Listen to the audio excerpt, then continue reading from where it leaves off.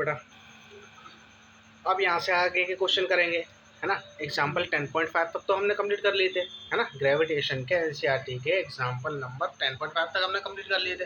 अब 10.6 देखेंगे, फिर 10.7 देखेंगे, ठीक है, जितने भी हो जाए।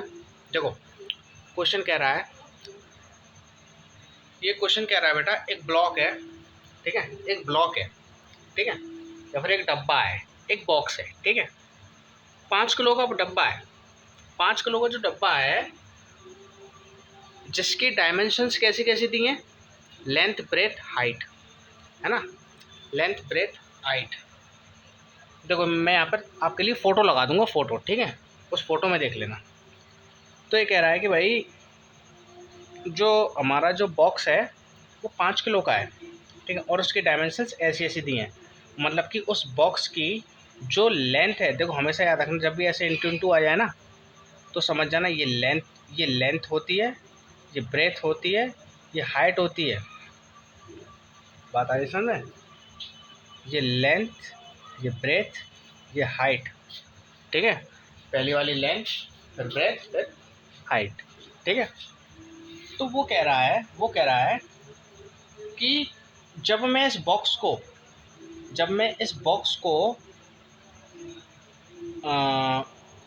बॉक्स को मैं कुछ इस तरह से रखूं जिससे कि उसका लेंथ और ब्रेथ मतलब टेबल के टॉप से चिपक जाए, है ना। समझ रहे हो? देखो देखो जैसे कि ये मेरे पास ये एडाप्टर है। देखो जैसे कि ये एक बॉक्स रखा है, ये कह रहा है ये एक बॉक्स है, ठीक है ना। ये इसकी लेंथ है ना, ये लेंथ, उसकी ब्रेथ कौन सी होगी, ब्रेथ कौन सी होगी बताओ। तो ये लेंथ हो गई, ये ब्रेथ हो गई नीचे वाली। ऐसे देखो देखो, ये लेंथ, ये ब्रेथ और ये हाइट, ऐसा ही तो है। ये लेंथ, ये ब्रेथ और ये हाइट। तो ये कह रहा है, और लेंथ ब्रेथ हाइट की वैल्यू दी है, ठीक है। तो ये क्वेश्चन कह रहा है कि भैया लेंथ 40 है, ब्रेथ 20 है और हाइट 10 है, ठीक है। तो दो तरह से हमें प्रेशर निकालना है, दो तरह से प्रेशर निकालना है। कब कब? पहला दिया है प्रेशर तुम्हें जब निकालना है जब इसका लेंथ और ब्रेथ, है ना, लेंथ और ब्रेथ, ठीक है। जब इसका लेंथ और ब्रेथ किससे टच हो रहा हो, फ्लोर से टच हो रहा हो या फिर टेबल से टच हो रहा हो, ठीक है।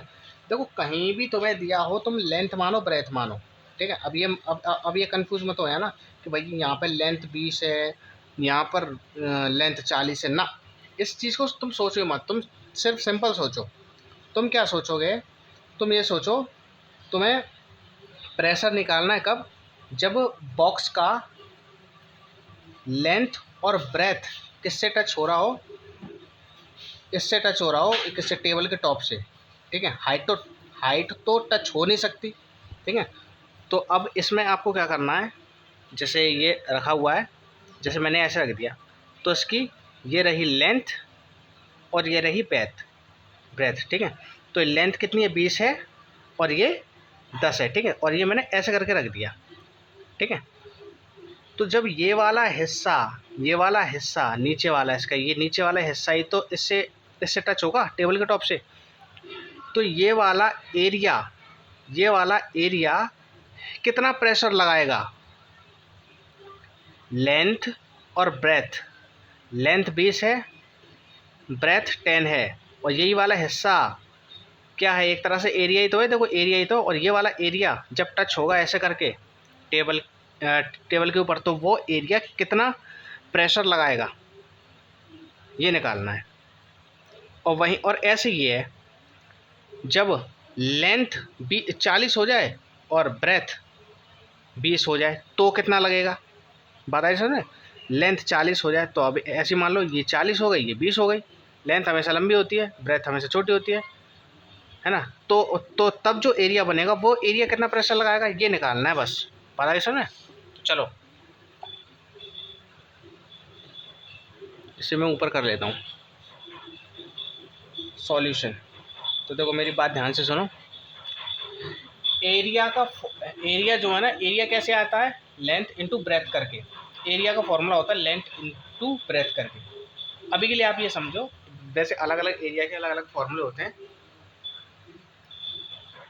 लेकिन देखो देखो मैं तुम्हें बताता हूँ। रेक्टेंगल के एरिया का फॉर्मूला क्या होता है, रेक्टेंगल का एरिया जो होता है, रेक्टेंगल कैसा होता है, ऐसा ऐसा होता है, ऐसा,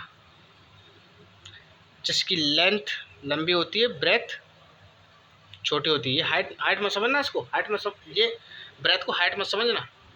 कैसे है ये, ऐसे, ये लेंथ और ये ब्रेथ है ना, ये देखो ऐसे ऐसे देखो, ये लेंथ ये ब्रेथ, तो ये रेक्टेंगल ही तो बनना है, बताओ। देखो ये ब्रेथ, ये भी ब्रेथ, और ये लेंथ लेंथ, ठीक है ना। तो ये रेक्टेंगल ही तो बनना है, ये वाली लंबी और ये वाली छोटी। तो ये होता है रेक्टेंगल, और रेक्टेंगल का एरिया होता है बेटा, रेक्टेंगल का जो एरिया होता है ना, रेक्टेंगल का एरिया कैसे निकलता है, जैसे रेक्टेंगल है तो ये चार्जर का नीचे वाला पार्ट है ना, चार्जर का ये जो नीचे वाला पार्ट है कैसा है, रेक्टेंगल ही तो रेक्टेंगल का एरिया निकलता है बेटा लेंथ इंटू ब्रेथ करके। लेंथ ब्रेथ का मल्टीप्लाई कर दो तो आपको एरिया मिल जाएगा, ठीक है, एरिया मिल जाएगा। तो चलो सबसे पहला पार्ट करते हैं। पहला पार्ट में क्या कह रहा है, पहले पार्ट में उसने बोला है कि भैया लेंथ ब्रेथ क्या लो, लेंथ को लो 20 सेंटीमीटर और ब्रेथ को लो 10 सेंटीमीटर। क्वेश्चन में दिया है ना, लेंथ को लो 20 सेंटीमीटर दे दो। अरे यार एक तो ब्लर होती रहती है, ये दिक्कत है बड़ी। लेंथ को 20 और ब्रेथ को 10, ठीक है। तो चलो कर लेते हैं, है ना। तो देखो बेटा फोर्स निकालनी है, तो फोर्स का फॉर्मूला होता है F बराबर, सॉरी प्रेशर निकालना, तो प्रेशर बराबर फोर्स अपॉन में एरिया, ये होता है फॉर्मूला, ठीक है, ये होता है फॉर्मूला, ठीक है। अच्छा अब मेरी फोर्स कितनी दी है, अब देखो फोर्स का फॉर्मूला क्या होता है, एम ए, है ना, एम ए। अब देखो ए तो मैं लगाऊंगा नहीं, मैं क्या लिखूंगा, जी लिखूंगा ना, जी लिखूंगा मैं, एम जी अपॉन में ए। अब ये फॉर्मूला बन गया मेरा पी बराबर एम जी अपॉन में ए। बोलो सही है। अब देखो निकालो यहाँ से प्रेशर, निकालो प्रेशर। तो P बराबर मास कितना है बेटा, मास है मेरा 5, जी मैं 9.8 लिखूँगा। एरिया मैंने कहा रेक्टेंगल का एरिया, भाई एरिया ही तो है, तो एरिया कैसे निकलता है, लेंथ इंटू ब्रेथ करके, लेंथ ब्रेथ करके। तो लेंथ इंटू ब्रेथ कर दूंगा, लेंथ कितनी है 20, ब्रेथ कितनी है 10। बोलो सही है। अब कुछ नहीं, अब सॉल्व करना है। एक चीज़ और, ये पूरा का पूरा आपको सेंटीमीटर में दिया है, सेंटीमीटर को मीटर में चेंज कर लेना, ठीक है, मीटर में चेंज हमें करना पड़ता है, ठीक है, सेंटीमीटर में दिया है, मीटर में चेंज करना पड़ता है, ठीक है। क्योंकि जो प्रेशर की जो यूनिट होती है ना वो पास्कल होती है, और पास्कल यूनिट तभी बनती है जब, पास्कल यूनिट तभी बनती है जब फोर्स की ऐसा यूनिट न्यूटन बने और इसकी मीटर स्क्वायर बने, न्यूटन पर मीटर स्क्वायर, न्यूटन पर मीटर स्क्वायर वाली फॉर्मेशन हमें बनानी होती है ना। तो ऊपर तो न्यूटन बन जाएगी, नीचे मीटर है ना, मीटर है, लेकिन ये दिया है सेंटीमीटर में, तो मीटर को सेंटीमीटर को मीटर में चेंज कर लेना। अब देखो 5 इंटू में 9.8, पहले से सॉल्व कर लो, कितना आ जाएगा 200 आ गया। अब ये सेंटीमीटर में आया तो सेंटीमीटर को मीटर में चेंज कर लोगे, तो यहाँ से पॉइंट हटाऊंगा तो यहाँ पर एक 10 और आ जाएगा। अब देखो ये 200 है, 200 सेंटीमीटर को मीटर में चेंज करोगे तो 0.02 आएगा, यहाँ पर तो 98 आ ही गया है ना। अब देखो ये आएगा तो मैं 0.02 और इंटू में 10, ठीक है, करके देख लेना, मैंने ऐसे कर लिया, ठीक है। अब बस अब कुछ नहीं, अब इसको सॉल्व कर दो। देखो अब यहाँ पर पॉइंट लगाना है, यहाँ से पॉइंट हटाओगे तो यहाँ पर बताओ 100 नहीं बढ़ जाएगा, 10 इंटू 10, 2 के बाद पॉइंट है तो 2 0 बढ़ जाएंगे, 10 इंटू 10 भी लिख सकते थे या फिर 100 भी लिख लो, है ना। अब यहाँ पे कितना कितना बचा देखो ना, 5 इंटू में 98 इंटू में 100 अपॉन में, अब ये तो पूरा 2 ही हो गया, इंटू में 10। अब कट्टा पिट्टी करनी है बस, देखो 0 से 0 गया, और ये 1 जा, ये 5 जा।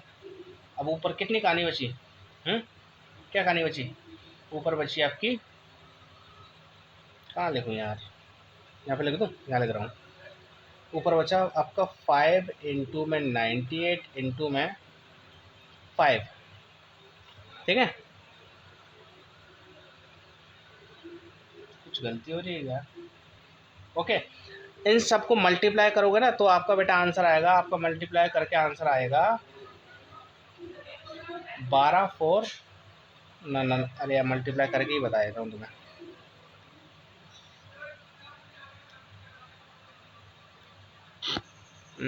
हाँ 1250 आ जाएगा आपका आंसर, ठीक है। ऐसा यूनिट लिख देना पास्कल, PA, ऐसा यूनिट होती है PA, पास्कल, ठीक है। तो पहला वाला हो गया सॉल्व, ये A पार्ट का सॉल्यूशन है, ठीक है। बी वाला देख लो, इसमें बी वाले में कुछ नहीं, बी वाले में भी ऐसे, बी वाले में लेंथ मानो 40,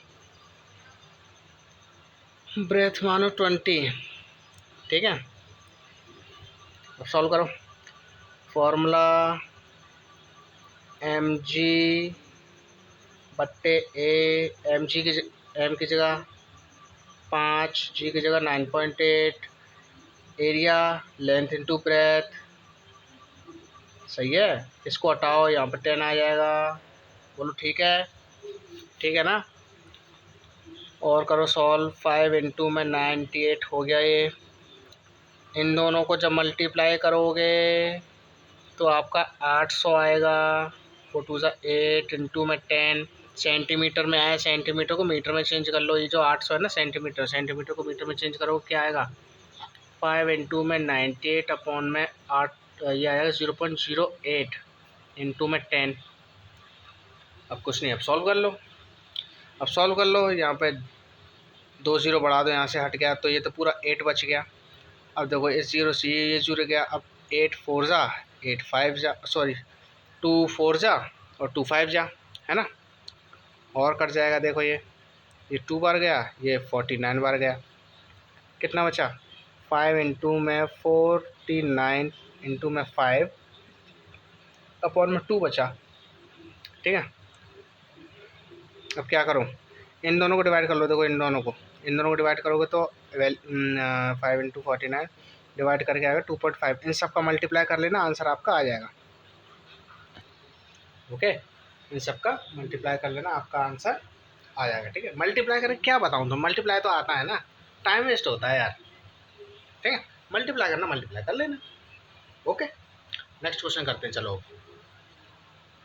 कंसेप्ट समझना चाहिए, अब ये तो बेसिक मैथ्स है, बहुत सिंपल क्वेश्चन है, देखो रिलेटिव डेंसिटी के ऊपर है, रिलेटिव डेंसिटी के ऊपर है। देखो क्वेश्चन क्या कर रहा है, रिलेटिव डेंसिटी दी है, सिल्वर की रिलेटिव डेंसिटी दी है 10.8, और वाटर की डेंसिटी जो है, वाटर की डेंसिटी दी है 10 क्यूब।